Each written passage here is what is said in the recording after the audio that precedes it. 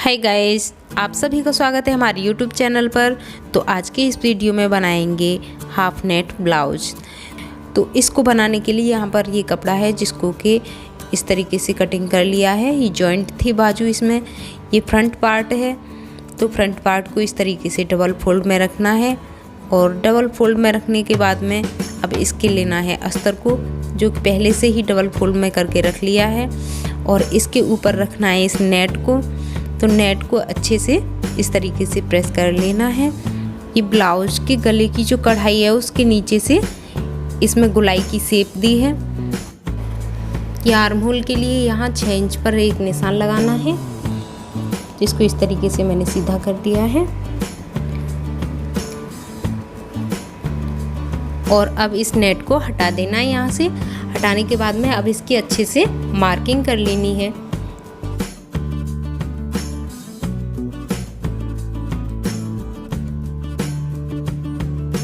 अब करनी है इसकी कटिंग। तो मार्किंग के ऊपर इस तरीके से इसकी कटिंग कर लेनी है। ये देखिए, इसका आर्म होल कटिंग कर लिया है और ये गले की साइड से भी इसके मार्किंग के ऊपर कटिंग कर लेना है। ये फ्रंट पार्ट के सिंपल अस्तर की कटिंग हो गई है। अब एक और अस्तर लेना है इसके लिए, जो कि इस अस्तर और नेट के बीच में लगाना है, और ये शाइनिंग का अस्तर है। और इस तरीके से इसकी भी कटिंग कर लेनी है। बिल्कुल इसी के साइज़ का कटिंग करना है इसे भी। अभी तक अगर आपने हमारे चैनल को सब्सक्राइब नहीं किया है तो हमारे चैनल को सब्सक्राइब कर लीजिए। ये फ्रंट पार्ट की कटिंग हो गई है। फ्रंट पार्ट को रखना है ये साइड में, और लिया है बैक पार्ट के लिए अस्तर का ये कपड़ा, जिसको कि डबल फोल्ड में करके रख लिया है। और ये बैक पार्ट की नेट के पार्ट को लिया है, अस्तर के ऊपर इस तरीके से सेट करना है। और इसमें जो कढ़ाई है वो बिल्कुल ब्लाउज की लेंथ के हिसाब की है। 15 इंच है, जो कि पूरी 15 इंच ही इसकी कढ़ाई है। तो बिल्कुल फिक्स है। इसमें भी गले के नीचे से ये मार्क करना है और साइड की तरफ 1-1.5 इंच ऊपर ऊंचा करना है और गोलाई की शेप देनी है। तो देखिए, यहाँ पर इस तरीके से गोलाई की शेप दी है।